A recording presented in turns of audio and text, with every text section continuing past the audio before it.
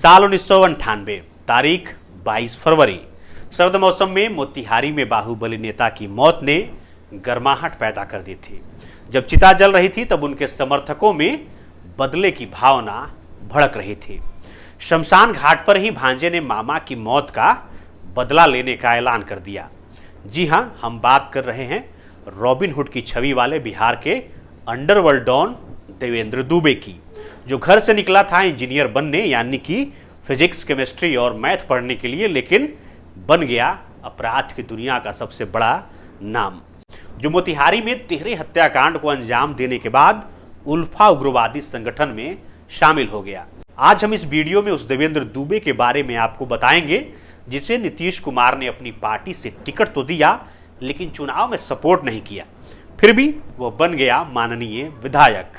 नमस्कार, मैं विपुल और आप देख रहे हैं डेमोक्रेसी एक्सप्रेस। हमारी खास पेशकश बाहुबली में आज बात देवेंद्र दुबे की। दरअसल देवेंद्र दुबे का दबदबा पश्चिमी चंपारण में रहा, क्योंकि वह वहां के टिकुलिया गांव के रहने वाले थे। इनके पिता पुलिस में सिपाही थे। देवेंद्र दुबे पढ़ाई में बहुत अच्छे थे। मैट्रिक इंटर की परीक्षा फर्स्ट डिवीजन से पास की थी। पिताजी चाहते थे कि बेटा इंजीनियर बने। मोतिहारी के इंजीनियरिंग कॉलेज में दाखिला करवाया, लेकिन देवेंद्र दुबे बहुत मनबढ़ू थे। कहा जाता है कि देवेंद्र दुबे के रिश्ते में आने वाली कुछ लड़कियों के साथ मनचलों ने छेड़खानी की थी। देवेंद्र दुबे ने विरोध जताया तो पिटाई हो गई। इसके बाद देवेंद्र दुबे के गिरोह ने पिटाई करने वाले छात्रों की पिटाई कर दी, लेकिन राजपूत छात्र देवेंद्र दुबे पर भारी पड़ रहे थे। फिर देवेंद्र दुबे जहां भी जाते वहां उनकी पिटाई होने लगी। देवेंद्र दुबे के दिल में बदले की आग भड़क उठी। यहीं से देवेंद्र दुबे के गैंगस्टर बनने की कहानी शुरू होती है। दुबे ने पढ़ाई लिखाई छोड़ दी और कसम खा ली कि अब यहां से हम सिर्फ बदला लेंगे। इस तरह धीरे धीरे वह अपराध की दुनिया में कदम रख बैठे। देवेंद्र दुबे ने 21 जुलाई 1989 का दिन बदला लेने के लिए मुकर्रर किया। वह मोतिहारी के एक जर्जर पुल के पास अपने गिरोह के साथ अभय सिंह, लल्लू सिंह और तारकेश्वर सिंह से बदला लेने के लिए इंतजार कर रहे थे। देवेंद्र दुबे ने अपने साथियों के साथ एक ओमनी कार का जुगाड़ किया था, जिसमें उसके गैंग के लोग अत्याधुनिक हथियार से लैस थे। पुल के पास अभय सिंह, लल्लू सिंह, तारकेश्वर सिंह एक स्कूटर से जा रहे थे। इसी बीच अभय सिंह की नजर देवेंद्र दुबे पर पड़ गई। अभय सिंह को लगा कि आज दुबे अकेले नहीं हैं, यहां से किसी तरह निकलना होगा। अभय सिंह, लल्लू सिंह और तारकेश्वर सिंह एक पतली सड़क पकड़कर भागने लगे। लेकिन कहा जाता है ना, जब किस्मत खराब होती है तो कुछ भी करिए सब बुरा ही होता है। जी हां, मोतिहारी में जब ये तीनों भाग रहे थे तब उनके स्कूटर का पहिया लकड़ी के पुल में फंस गया। जब तक वह स्कूटर का पहिया निकाल पाते तब तक देवेंद्र दुबे अपने गिरोह के साथ हथियार लेकर पहुंच गए और इन तीनों के ऊपर अंधाधुंध फायरिंग शुरू कर दी। गोलियां तब तक चली जब तक तीनों की मौत नहीं हो गई। इसके बाद सभी ने कंफर्म किया कि अब अभय सिंह, लल्लू सिंह और तारकेश्वर सिंह की बॉडी से कोई रिस्पॉन्स नहीं आ रहा है, सांसें टूट चुकी हैं। इसके बाद सभी मोतिहारी शहर की ओर भाग गए। अब यह बात तय हो गई कि देवेंद्र दुबे छोड़े नहीं जाएंगे, लेकिन देवेंद्र दुबे वहां से भाग गए और असम में उल्फा उग्रवादियों के संपर्क में आए। उसके बाद अभय सिंह के भाई अजय सिंह ने ऐलान कर दिया कि दुबे के परिवार को छोड़ेंगे नहीं, सबको खत्म कर देंगे। इस ऐलान के बाद मोतिहारी में हाहाकार मच गया।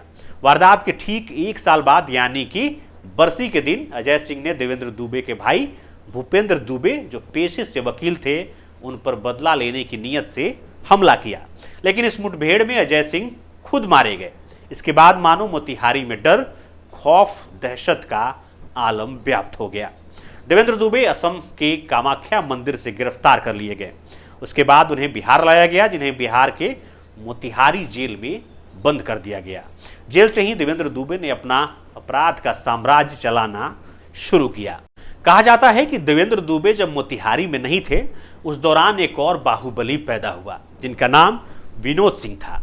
इसके बाद जब देवेंद्र दुबे मोतिहारी जेल से अपना साम्राज्य चलाना शुरू किए तो यह माना जाने लगा कि मोतिहारी में विनोद सिंह और देवेंद्र दुबे के बीच वर्चस्व की लड़ाई शुरू हो चुकी है। मोतिहारी में चर्चा आज भी होती है कि देवेंद्र दुबे का रिश्ता उत्तर प्रदेश के सबसे बड़े डॉन रहे श्री प्रकाश शुक्ला और सूरजभान सिंह के साथ ही बना। इन्हीं सब के बीच मोतिहारी में एक ऐसी घटना हुई जिससे पूरा बिहार दहल गया। 1993 में डॉक्टर लाल बाबू के 5 वर्षीय बेटे का अपहरण हुआ और फिरौती मांगी गई, जो दे दी गई, लेकिन बच्चा फिर भी छोड़ा नहीं गया।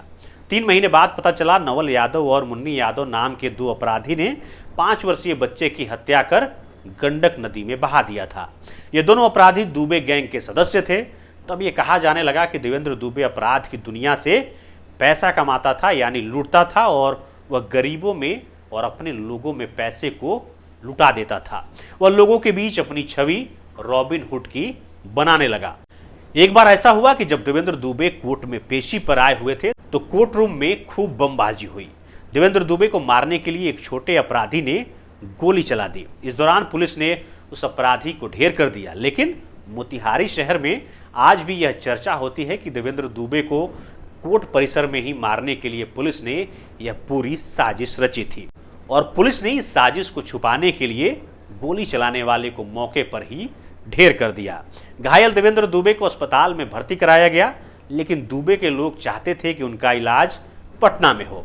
पुलिस इसके लिए तैयार नहीं थी। वहीं देवेंद्र दुबे का जब अस्पताल में इलाज चल रहा था तब बाहर भीड़ इतनी थी कि पुलिस भी संभाल नहीं पा रही थी। तब प्रशासन को लगा कि दुबे को यहां रखना ठीक नहीं होगा, इसलिए पटना रेफर कर दिया गया। इस दौरान नीतीश कुमार और लालू यादव के सियासी रास्ते अलग हो गए थे। इसके बाद नीतीश कुमार ने मोतिहारी जेल में बंद अंडरवर्ल्ड डॉन देवेंद्र दुबे को गोविंदगंज से विधानसभा का टिकट दे दिया। तब समता पार्टी का चुनाव चिन्ह मसाल छाप होता था। जब देवेंद्र दुबे को नीतीश कुमार ने अपनी पार्टी से चुनाव लड़ाने के लिए टिकट दिया, तब हंगामा हुआ कि समता पार्टी एक अपराधी को चुनाव लड़ाने के लिए टिकट दे रही है।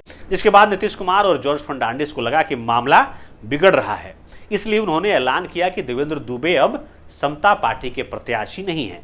लेकिन यहाँ एक पेच फंस जाता है, क्योंकि देवेंद्र दुबे ने अपना नामांकन समता पार्टी के चुनाव के लिए किया था, इसलिए नामांकन हो जाने के बाद चुनाव चिन्ह नहीं बदला जा सका। देवेंद्र दुबे समता पार्टी के बगैर सपोर्ट के जेल में रहते हुए चुनाव जीत जाते हैं। वहीं नीतीश कुमार के सामने अब ये धर्म संकट आ जाता है कि वो अपनी ही पार्टी के विधायक को अपना विधायक नहीं कह पाते, क्योंकि उन्होंने पहले ही देवेंद्र दुबे को अपना उम्मीदवार होने से मना कर दिया था। देवेंद्र दुबे का सियासी सफर चल रहा था। 22 फरवरी 1998 में उनकी हत्या हो जाती है। देवेंद्र दुबे को गोलियों से छलनी कर दिया गया। देवेंद्र दुबे की हत्या से पूरी मोतिहारी में हाहाकार मच गया था। तब कहा गया था कि लालू प्रसाद यादव के इशारे पर देवेंद्र दुबे की हत्या हुई है। वहीं जब देवेंद्र दुबे की चिता जल रही थी तब उनके भांजे ने मामा की मौत का बदला लेने का ऐलान किया था।